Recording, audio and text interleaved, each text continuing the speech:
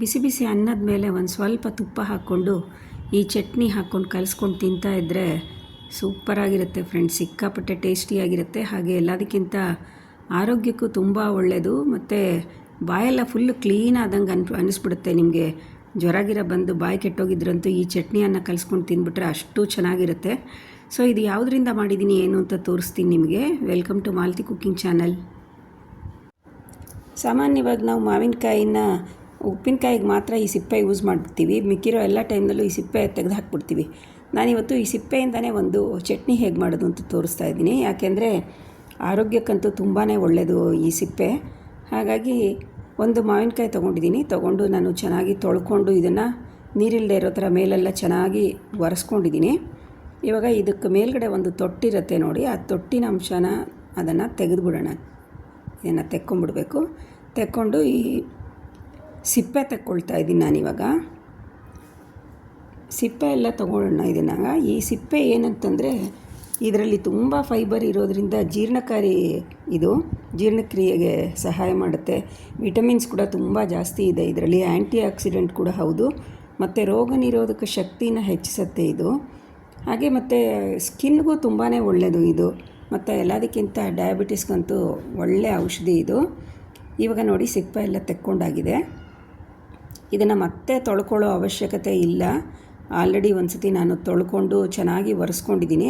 ಇದರಲ್ಲಿ ನೀರಿನ ಅಂಶ ಎಲ್ಲ ಸ್ವಲ್ಪ ಕೂಡ ಇರಬಾರ್ದು.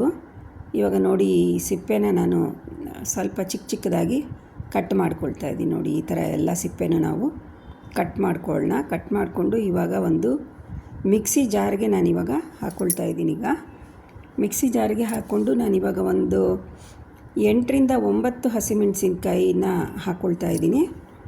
ಹಾಕ್ಕೊಂಡು ಒಂದು ಸ್ಪೂನ್ನಷ್ಟು ನಾನು ಮೆಂತ್ಯನ ಹುರಿದಿಟ್ಕೊಂಡಿದ್ದೀನಿ. ಆ ಹುರಿದ್ಕೊಂಡಿರೋಂಥ ಮೆಂತ್ಯ ಕೂಡ ಹಾಕ್ತಾಯಿದ್ದೀನಿ. ಹಾಗೆ ಇದಕ್ಕೆ ಒಂದು ಸ್ಪೂನ್ನಷ್ಟು ಉಪ್ಪು ಹಾಕ್ಕೊಳ್ತಾ ಇದ್ದೀನಿ, ಸೀ ಸಾಲ್ಟನ್ನ ಹಾಕ್ಕೊಂಡು ಇದನ್ನು ನೀರು ಹಾಕ್ಕೊಳ್ದೇ ತರಿಯಾಗಿ ಈ ಥರ ರುಬ್ಕೋಬೇಕು ಫ್ರೆಂಡ್ಸ್. ಇವಾಗ ಇದನ್ನು ನಾವು ಇದಕ್ಕೆ ಒಂದು ಒಗ್ಗರಣೆ ಮಾಡ್ಕೊಳ್ಳೋಣ. ಅದಕ್ಕೆ ನಾನು ಒಂದು ಕಡಾಯಿ ಇಟ್ಕೊಂಡಿದ್ದೀನಿ. ಗ್ಯಾಸ್ ಸ್ಟವ್ ಆನ್ ಮಾಡಿಕೊಂಡು ಎಣ್ಣೆ ಬಿಸಿ ಆದಮೇಲೆ ಸ್ವಲ್ಪ ಹಿಂಗೆ ಹಾಕ್ಕೊಳ್ತಾ ಇದ್ದೀನಿ. ಇಂಗು ಮತ್ತು ಅದು ಸ್ವಲ್ಪ ಚೆನ್ನಾಗಿ ಹಿಂಗೆಲ್ಲ ಕರಗಿದ ಮೇಲೆ ಒಂದು ಸ್ಪೂನ್ನಷ್ಟು ನಾನು ಇದಕ್ಕೆ ಅರಿಶಿನ ಹಾಕ್ಕೊಳ್ತಾ ಇದ್ದೀನಿ. ಅರಿಶಿನ ಹಾಕ್ಕೊಂಡು ನಾವಿವಾಗ ಗ್ಯಾಸ್ ಸ್ಟವ್ನ ಆಫ್ ಮಾಡಿಬಿಡೋಣ. ಆಫ್ ಮಾಡಿ ಇದನ್ನು ಎಣ್ಣೆಯಲ್ಲಿ ಚೆನ್ನಾಗಿ ಮಿಕ್ಸ್ ಮಾಡ್ಕೊಳ್ಳೋಣ ಹಸಿ ವಾಸನೆ ಹೋಗೋ ತನಕ.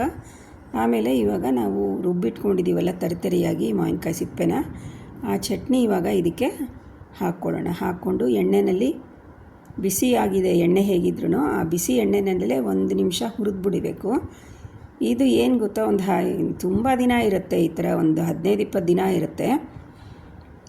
ಇವಾಗ ಇದನ್ನು ನೋಡಿ ಚಟ್ನಿ ಒಂದು ಬೌಲಿಗೆ ಬಗ್ಗಿಸ್ಕೊಳ್ತಾ ಇದ್ದೀನಿ. ಇದು ತುಂಬಾ ರುಚಿಯಾಗಿ ತುಂಬ ಚೆನ್ನಾಗಿರುತ್ತೆ. ಬಿಸಿ ಅನ್ನಕ್ಕೆ ತುಪ್ಪ ಹಾಕ್ಕೊಂಡು ತಿಂದರೂ ಚೆನ್ನಾಗಿರುತ್ತೆ. ಇದಕ್ಕೆ ಒಗ್ಗರಣೆ ಕಡಲೆಕಾಯಿ ಬೀಜ, ಉದ್ದಿನಬೇಳೆ, ಕಡಲೆಬೇಳೆ ಹಾಕ್ಕೊಂಡು ಚಿತ್ರಾನ್ನ ಥರ ಮಾಡ್ಕೊಂಡು ತಿಂದರೂ ತುಂಬಾ ಚೆನ್ನಾಗಿರುತ್ತೆ.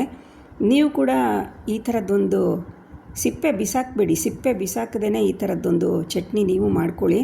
ನಿಮಗೆಲ್ಲ ತುಂಬ ಇಷ್ಟ ಆಗುತ್ತೆ. ನಿಮ್ಗೆ ಇಷ್ಟ ಆಯಿತು ಅಂದರೆ ಲೈಕ್ ಮಾಡಿ, ಶೇರ್ ಮಾಡಿ, ಕಮೆಂಟ್ ಮಾಡಿ, ಹಾಗೆ ಸಬ್ಸ್ಕ್ರೈಬ್ ಮಾಡೋದನ್ನು ಮರಿಬೇಡಿ.